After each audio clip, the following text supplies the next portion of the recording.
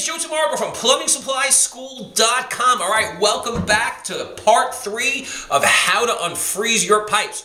All right, so in the first episode, you saw me outside with the spigot, all right, when we're talking about when the spigot was frozen. And the second thing, we moved on to the kitchen and we showed you how to unfreeze pipes under your kitchen sink. And now we're back into the basement to show you how to unfreeze that outside line or a frozen pipe that's frozen. Okay, now please remember, there's a couple of different ways we're going to talk about unfreezing pipes. Now, number one, please listen carefully. Like some people write in my comments, they're like, yo man, why do you talk so much in the videos? Just get to the point. Well, because there's certain safety concerns that you need to know. So I will talk about the videos and make sure you're safe. If you're uncomfortable using any of the tools in these videos, don't use them, just call a licensed plumber. Licensed plumbers would love for you to call them anyway, and just like you, they need to work. So call a licensed plumber if you're not careful. But if you're like a retired plumber and you never did this, or you're a handy guy, or like a contractor that drives bulldozers, you're like, Joey, I get it. You know what I mean? I drive a $65,000 piece of equipment every day, you know, on a golf course, and I don't make a mark on the sod.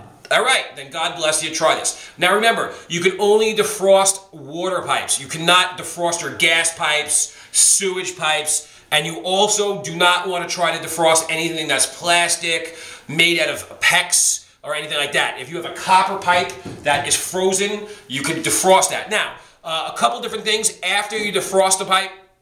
Okay, what you can do to prevent it from freezing is you can go out and buy heat tape. Heat tape looks like an extension cord, and you wrap that around the pipe. Okay, that will be in part 4, and you wrap the heat tape around the pipe, and then you just plug it in, and it keeps the pipe warm. So after you get done defrosting in the pipe, okay, that's the way you want to do it. All right, so here we go. What we're going to do now is we're going to show you how to defrost this pipe. Okay, so now if there's nothing in the way here and you have a clear area, you can use a torch. Now, if you don't want to use a torch and right off the bat you're like, yo, whoa, I'm not using a torch in my basement, you know what I mean? And I'm totally freaked out at this point. Then, like I said, stop right now. Say, hey, thanks for the video, whatever. Check out our other videos, and just call a licensed plumber or a professional that will help you out. All right, but if you are comfortable with the torch and you've done some soldering and maybe you've added a bathroom in your house and you know how to use torches, cool, right on. All right, so here we go. What you want to do is you want to find a frozen spot in your basement and you want to take a torch and then you want to just heat it up a little bit like this, okay? Just like that, okay? See, just like that. You want to heat it up just like that, and then that will heat the pipe up. Now, there's a couple things you want to do, okay? There's a couple things you want to watch out for. You want to always look at the pipe and visually inspect the pipe before you start defrosting it.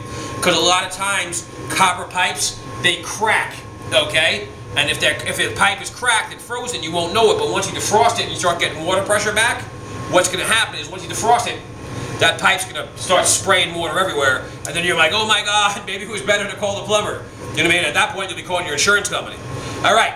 So the thing is, remember, always spot your water main or make sure you know where your water main is before, you know what I mean, you get started with this, okay? The second thing you do is if you don't want to use a torch, okay, you can take a space heater like we showed you in another video, and you can put, put like a dresser here or maybe like in a ladder, and you can put a space heater right in this area, okay? And then what will happen is the space heater will rise against the ceiling, okay, if you're in a basement and it's real cold downstairs, or if you're in an attic and you got the wind, blowing in from the top of your attic, you can put a space heater next to the pipes, and that will warm enough to just defrost it, okay? So if you're uncomfortable with the torch, use a space heater, okay? It's very simple. They sell them at Walmart, Kmart, wherever you want.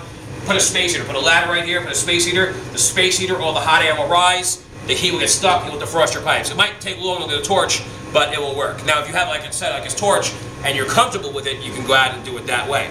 All right, so there you go. This was part 3. And part 4 and 5, we'll be talking about heat tape, and we'll be showing you how to install the heat tape.